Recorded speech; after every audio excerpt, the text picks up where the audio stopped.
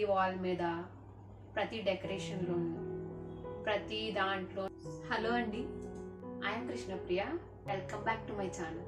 ఈ మధ్యన బాగా ట్రెండ్ అవుతుంది ఏమైనా ఉందంటే అది పిచ్ వై పెయింటింగ్. ప్రజెంట్ ఎక్కడ చూసినా, ఏ వాల్ పైన చూసినా, ఏ డెకోర్ ఐటమ్ మీద చూసినా మ్యాక్సిమం మనం చూసేది పిచ్ వై పెయింటింగ్. పిచ్ వై పెయింటింగ్లో ఎక్కువ చూసేది లోటస్ అండ్ కౌస్, అలా ఎక్కువ చూస్తాం. కృష్ణుడు ఎక్కువ ఉంటాడు పిచ్ వై పెయింటింగ్లో. పెయింటింగ్ వేయడం చాలా సాటిస్ఫైయింగ్గా ఉంటుంది. పిచ్ వై పెయింటింగ్ వేసేటప్పుడు మాకు ఎంత సాటిస్ఫాక్షన్ ఇస్తుందో చూసే మీకు కూడా అంతే సాటిస్ఫైయింగ్గా ఉంటుంది, కూడా ఎంతో ప్లెజెంట్గా ఉంటుంది. సో మనం పిచ్ వై పెయింటింగ్ గురించి మనం పెయింటింగ్ వేస్తూ తెలుసుకుందాం.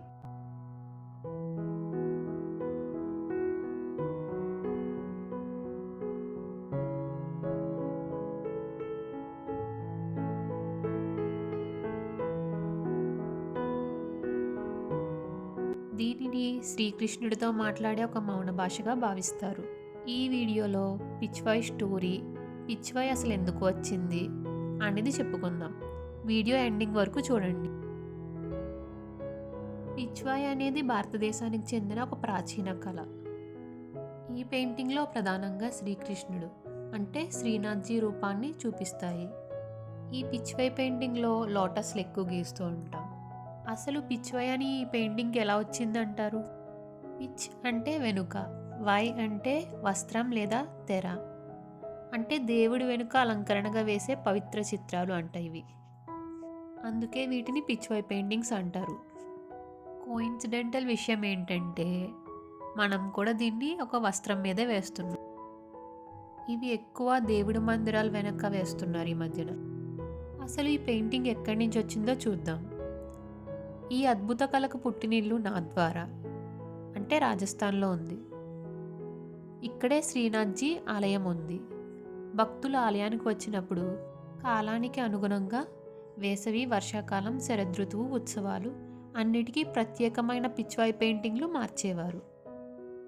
మనకు పిచ్వై పెయింటింగ్ అంటే మొదటి గుర్తుకొచ్చేది లోటస్, ఆవులు, నెమిళ్ళు. అసలు వాటి ఇంపార్టెన్స్ ఏంటో చూద్దాం. నెమలి అంటే అందం, ప్రకృతి, ఆనందానికి సంకేతం, కృష్ణుడి లీలలకు ప్రతీక.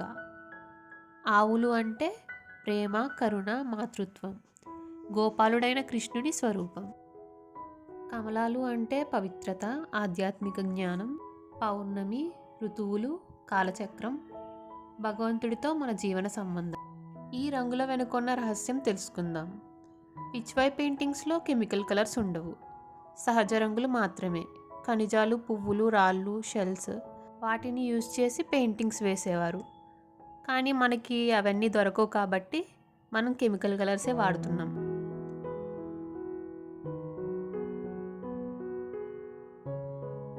అందుకే ప్రతి పిచ్వై ఒక ధ్యానం, ఒక తపస్సు, ఒక భక్తి ప్రయాణం.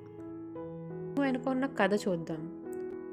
ఒకసారి ఒక కళాకారుడు శ్రీనాథ్జీ కోసం పిచ్వై వేస్తూ రోజులు గడిచాయి. రంగులు పూరించాడు. కానీ కృష్ణుడి కన్నుల్లో ప్రాణం కనిపించలేదు.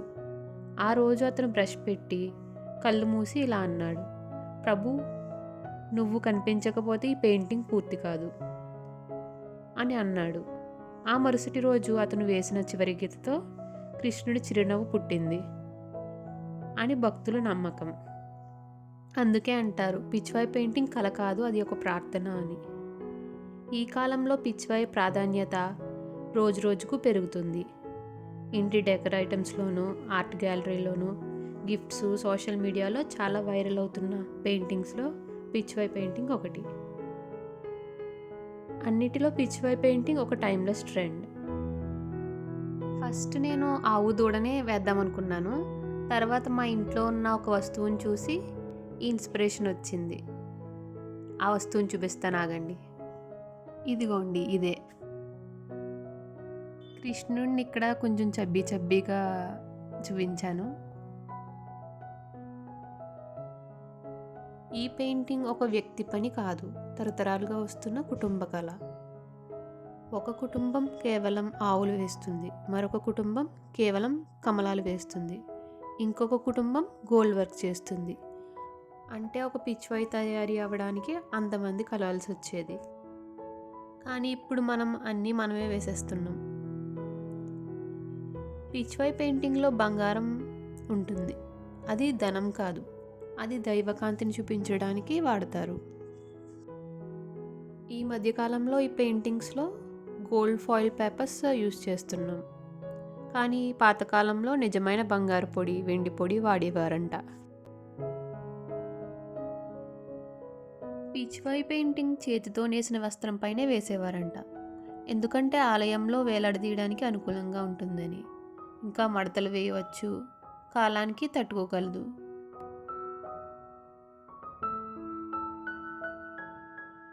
పిచ్వై పెయింటింగ్ మనకి ఏం నేర్పుతుందంటే నెమ్మదిగా పనిచేయడం, శ్రద్ధ, భక్తితో జీవించడం.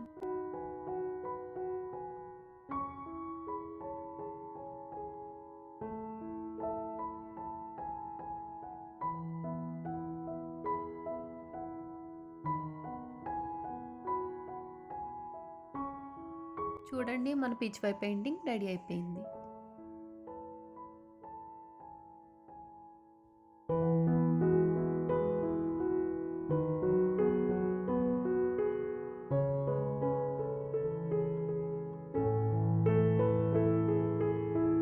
If you are interested in my painting, DM me on Instagram. That's it for the video.